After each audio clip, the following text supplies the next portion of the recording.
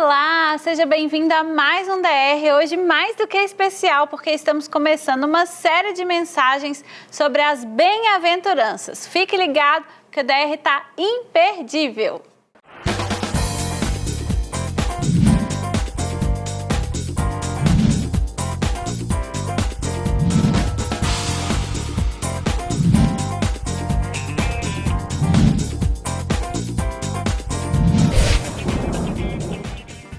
Oi, gente, que bom estar aqui com você para mais um DR. E hoje, a gente já falou, tá muito especial porque estamos começando uma série sobre as bem-aventuranças, que é a receita de Jesus para a verdadeira felicidade. Então tem tudo a ver com o DR, porque felicidade tem a ver com relacionamento com pessoas. Não tem como a gente ser feliz isolado do mundo, né? É isso mesmo. Deus nos fez para relacionar com pessoas e tem tudo a ver, então, com esse tema que a gente sempre discute aqui no DR, desenvolvendo relacionamentos para a gente ser cada dia melhor.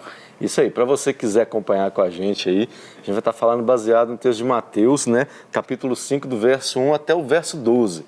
Então vão ser 5 programas que a gente vai falar sobre esse assunto. Então para você ficar ligado, começa essa meditação nesse texto tão lindo que Jesus, o próprio Jesus deixou para a gente como modelo a ser seguido em prol da felicidade, né? Verdade. E a gente percebe que muitas pessoas hoje baseiam a felicidade em tantas coisas que são materiais, que são palpáveis, que são visíveis, né? Mas Jesus, ele falou que bem-aventurados são aqueles que confiam nele. E a gente está aqui para falar sobre quais são essas bem-aventuranças, começando hoje com a... Hoje nós vamos falar sobre os humildes de espíritos, bem-aventurados, os humildes de espírito. Ou pobres de espírito, Ou né? pobres de espírito, em algumas versões é tratado assim também, né, amor? A gente precisa entender esse pobre de espírito, é até motivo para casal tá chamando outro seu pobre de espírito. Não, tá isso brigando, não, gente. Eu sou rica! Mas não, esse pobre de espírito aqui tem tudo a ver com você se esvaziar de você si mesmo. Né? Jesus estava colocando ele como um modelo a ser seguido. Ele estava falando assim, lá em Filipenses 2, ele fala que ele abriu mão de ser igual a Deus para se tornar semelhante ao homem, para cumprir um propósito que era a vontade de Deus. Então, quando fala pobre de espírito, não é porque a pessoa é debilitada espiritualmente ou mentalmente, não. É uma pessoa que decidiu não levar em consideração quem ela é, em prol de satisfazer a vontade de Deus. E isso, gente, tem tudo a ver com a gente se dar bem no relacionamento, né? Porque a gente sabe que quanto mais a pessoa é egoísta, mais ela pensa sobre si, mais ela é cheia de si, mais dificuldade ela vai ter em se relacionar. Porque as pessoas bem-sucedidas em relacionamentos são aquelas pessoas que não pensam tanto em si, pensam mais no outro, né? Ou também pensam no outro e não ficam só pensando em si mesmo, né, Edu? É isso mesmo. Eu vou ler aqui para vocês o que o texto de Filipenses fala sobre isso. Filipenses 2, do 5 ao 8, fala assim: seja a atitude de vocês a mesma de Cristo, que embora sendo Deus, não considerou ser igual a Deus, que era algo que deveria pegar-se, mas esvaziou-se a si mesmo, vindo a ser servo, tornando-se semelhante ao homem. Gente, Jesus é maravilhoso, né? Jesus é o nosso exemplo de todas as coisas,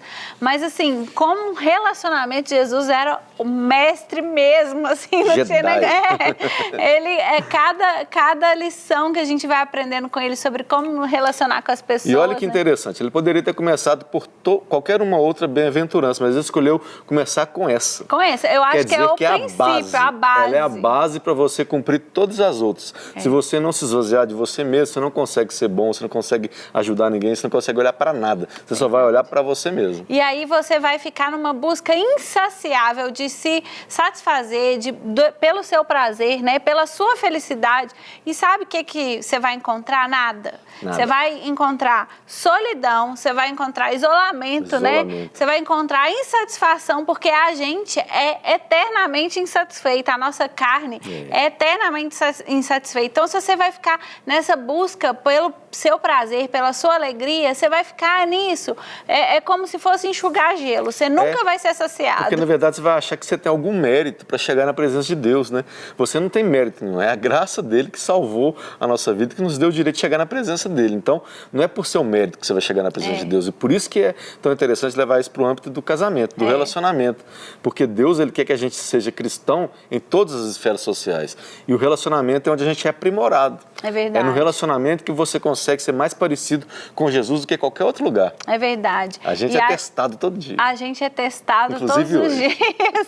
A gente é testado todos os dias e a gente é impulsionado, né, por Deus a abrir mão de nós mesmos e começar a olhar para o outro, né, e se desenvolver nisso. Sem isso, gente, não tem relacionamento. Como a gente já falou aqui, é a base do relacionamento.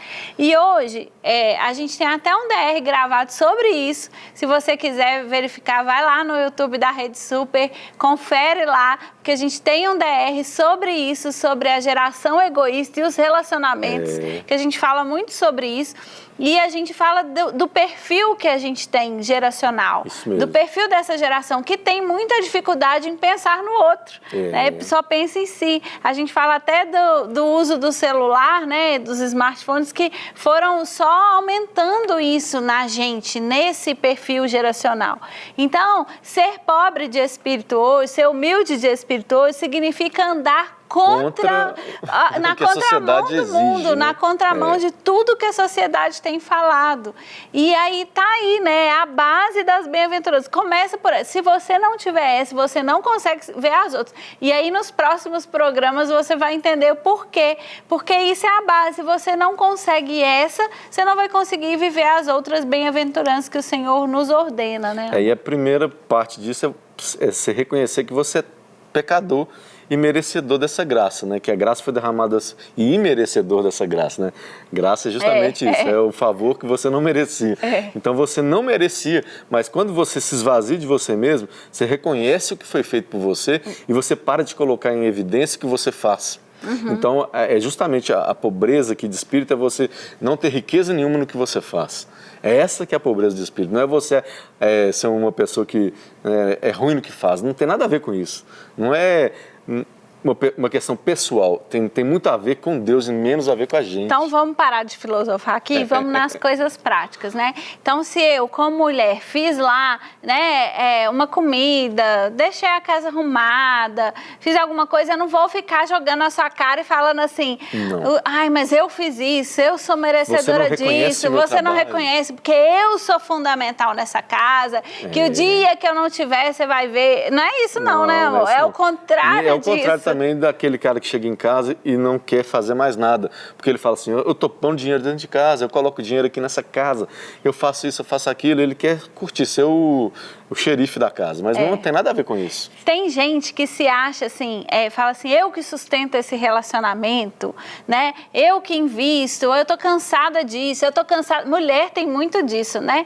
Principalmente quando a mulher acorda no dia meio agitada emocionalmente, ela tem muito disso, de acordar e falar assim, se não fosse eu que faço isso, eu que faço aquilo, eu é que mando mensagem para você, eu é que te ligo, você nem liga para mim. Mulher, né? Vocês podem concordar comigo, quem está aí em casa nos assistindo, mulher tem umas coisas dessas. E aí, né, você está andando também ao contrário do que a palavra diz, porque você não é esse bambambam todo, essa bambambam toda para ficar se achando a base de tudo. Sabe o que é a base de tudo, gente? É Deus. E se não for Deus na nossa vida, nem força para ligar, para mandar mensagem, você vai ter. Então, a primeira coisa é a gente reconhecer que a gente, sem o Senhor, não é nada. Por isso que a palavra de Deus fala que um cordão de 3 dobras não se quebra facilmente, porque é o casal e Deus. Isso.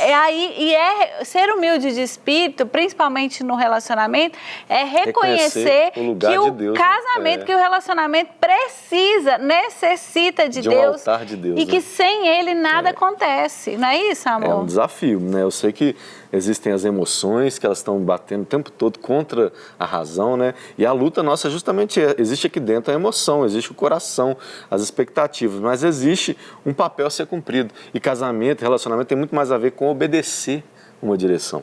A gente não fica casado porque está gostoso às vezes, não é porque está legal, é porque a gente fez um voto com Deus e decidiu andar junto, firme nesse voto. Então, às vezes, você vai ter que voltar atrás, renunciar a um prazer, renunciar a uma alegria, para ver o outro te acompanhando nesse movimento. Porque tem que ser os dois, não é só um lado. Por isso que às vezes fica cansado e pesado, porque um lado só está se esforçando para que isso aconteça. Então, quando isso acontece, aí você se acha merecedor do lugar que você conquistou. Então, não é isso. O pobre de espírito é aquele que, mesmo sabendo que já fez muita coisa, fala que isso não é nada diante de tudo que foi feito por ele, por Cristo. Olha só, a diferença está aí.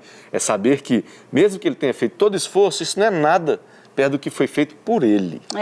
Essa é a diferença. Essa é a diferença. Então, que você possa entender isso, né, no seu relacionamento e rever aí na sua prática diária, no seu dia a dia, as coisas que você tem achado que está fazendo demais, as coisas que você tem achado que só acontece por sua causa, que você quer o bom, né, e tentar reconhecer isso diante de Deus, falar assim, Deus me perdoa, porque às vezes também a pessoa está numa crise, amor, no relacionamento, e ela acha que ela, na própria força, vai conseguir resolver aquela crise, sair daquela crise. A crise, se a gente não entregar diante de Deus, ser humilde de espírito também é isso. É reconhecer que a gente, na nossa força, não consegue mudar a situação nenhuma. E que se não for o Senhor, né, agindo no seu relacionamento, aí não vai adiantar nada. Tem que ser o Senhor. Então, Ele, a transformação, é o poder do Espírito Santo no seu relacionamento, na sua vida, que vai mudar a situação. Principalmente reconhecendo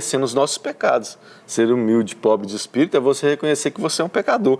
Então, coloca diante de Deus, porque tem uma história aqui que vou ler rapidinho, só para você entender. Está lá em Lucas 18, do 9 ao 13, fala assim, alguns que confiavam em sua própria justiça e desprezavam os outros, Jesus contou esta parábola. Para eles, Jesus contou essa parábola. Olha assim, 2 homens subiram ao templo para orar. Um era fariseu e o outro publicano. O fariseu, em pé, orava no íntimo. Deus, eu te agradeço porque eu não sou como os outros homens, ladrões, corruptos, adúlteros, nem mesmo como esse publicano. Jejuo 2 vezes por semana e dou o dízimo de tudo quanto ganho. Mas o publicano ficou à distância. Ele nem ousava olhar para o céu, mas batendo no peito dizia, Deus, tem misericórdia de mim porque sou um pecador. Que esse seja o seu coração. O nosso desejo é que você entenda que pobre de espírito não é uma característica ruim. Pobre de espírito é alguém que reconheceu que é totalmente dependente da misericórdia e da graça de Deus na sua vida.